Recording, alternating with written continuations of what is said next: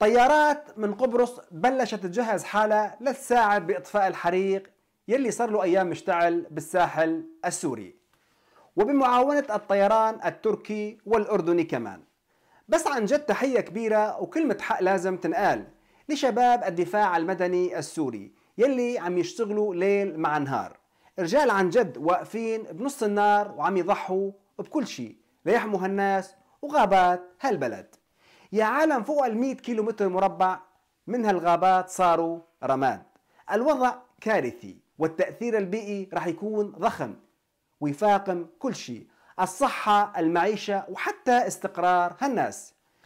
أكثر من 5000 شخص تأثروا بهالحريق ومنهم نازحين، وأكثر من 60 قرية وصلها هالحريق. يعني مو حريق بسيط، هاي نكبة بكل معنى الكلمة. شوفوا لي هذا الفيديو، حرق دولاب انزته الرمى بطرف هالغابة. لا حدا يقول لي قضاء وقدر ولا كارثة طبيعية، هذا حريق مفتعل يا جماعة، وبأيادي وطنية. اللي عملوا هيك سوريين عملاء ومجرمين عم يتقصدوا يحرقوا هالبلد ويدمروا كل محاولة نهوض وكل نقطة أمل. يعني طيارات من كل الجهات عم تجي على هالبلد لتطفي نارنا، بس يلي ولعها واحد عايش بيناتنا.